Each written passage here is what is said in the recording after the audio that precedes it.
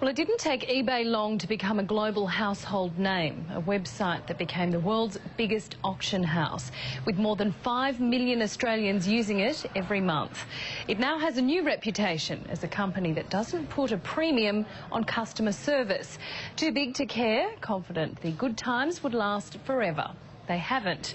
Helen Wellings on the crisis at eBay. Will I ever use eBay and PayPal? No, I will never use those again. Users are turning their way in droves, and there are many reasons for that. It's definitely something I won't be doing again. Well, there's always going to be disputes when you bring people together to trade on a site. Disputes which have eBay users turning away in record numbers. From buyers... Customer service, as far as eBay is concerned, is non-existent. ...to sellers. I think it's when you hit a problem, then that's where the real problems start in trying to sort it out. While complaints are skyrocketing, eBay's global growth is plummeting, something their Australian public relations arm finds hard to accept. Well, there are over 200 million eBay members globally, and they trade in something like 100 million items at any one time on the site, which is a sign that Australians see great relevance in coming to eBay and love the site. Well, do you think so? Because don't you feel eBay is facing a crisis of reputation? We should put this in perspective. You know, the overwhelming majority of transactions on eBay are trouble-free. But hard facts show the internet auction giant is in crisis. Its share price was massive at about $59 in 2004, but in 2 years that had halved. In the same period, eBay's global growth in registered users also almost halved from 42 to 23%. Its sales growth dropped from 43% to 19%, and its income crashed from an impressive 76% growth to a miserable 4%. eBay's not dying so much. It made $1.5 billion last quarter, but insofar as it's a monster company, it is in decline. Nick Ross from computing magazine PC Authority says eBay's reluctance to publicly acknowledge its users' many criticisms and fix the problems could be its ultimate downfall. eBay really needs to improve its customer service above all. Too many people are frustrated that they have no recourse when a transaction goes bad. And things do go wrong. A survey by the Communications Law Centre found half the participants experience problems when buying something online, and 2 out of 3 don't bother or give up on getting the problem resolved. eBay's in a difficult position. If only a tiny fraction of its 6 million transactions per day go wrong, that's still thousands of new problems every day to deal with. In perspective, the overwhelming majority of transactions on eBay are trouble-free, and of the problems that are encountered on the site, the vast bulk of those are a communication issue.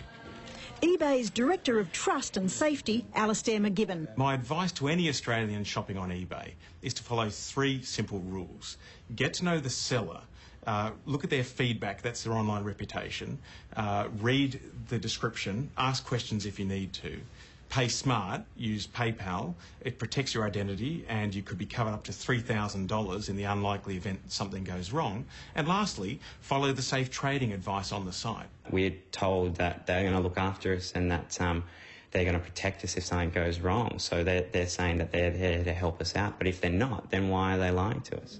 A keen photographer, Brenton Gooch, thought he found a bargain buying a professional camera lens from an eBay seller for almost $1,000.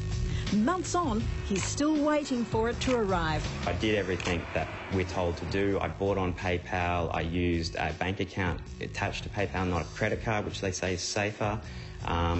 And you're told you have that buyer protection. I bought with registered post from what seemed like a respectable seller, which was meant to be in Australia, and I bought with insurance and nothing. Brenton complained to eBay's payment system, PayPal, which sends and receives payments on behalf of users without their financial details being disclosed. He believed he was covered by its $3,000 guarantee, but PayPal claimed the seller had provided proof he'd sent the lens, a registered postal tracking number. But Australia Post found no record of that number. So I went back to PayPal with this evidence saying, well, look, Australia Post has said this number is non-existent. It doesn't have any, it's not on their system at all. And PayPal just didn't care. As far as they were concerned, they had their proof of postage and that was good enough for them. PayPal encourage people to go through them, and they say you have that $3,000 buyer protection. He didn't get that.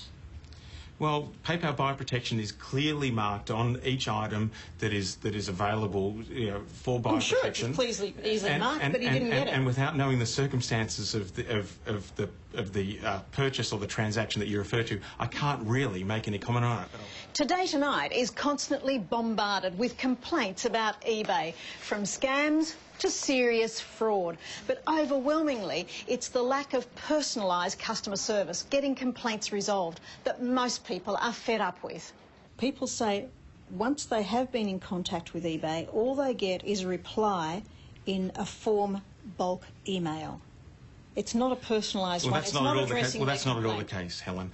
Over 50% of the contacts that eBay Australia has with its members today are via live chat, typed communications, real-time between you and an eBay customer support officer. I've heard about eBay's online chat setup that they've got where you can talk to a real person, and I've used it in the case of this particular item, but they just send you the same responses that you get out of your emails anyway, just the same sort of pre-generated responses, and they're useless. No, I don't believe that the customer service has improved at all.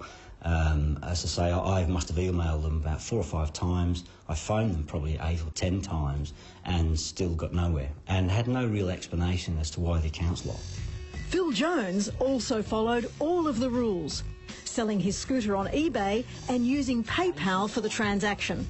His problem started when PayPal put a stop on his account, even though the buyer advised PayPal he'd received the bike and was happy with it.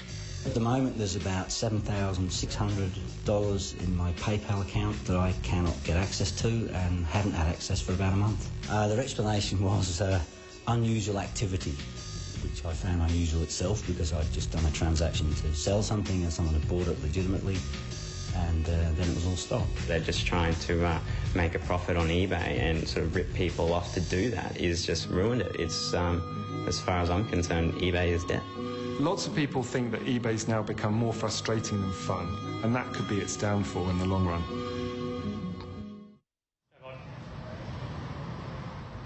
And if you have a problem, first try the customer support link for live help at the bottom of every page. If that doesn't resolve it, contact us through our website. Helen Wellings reporting.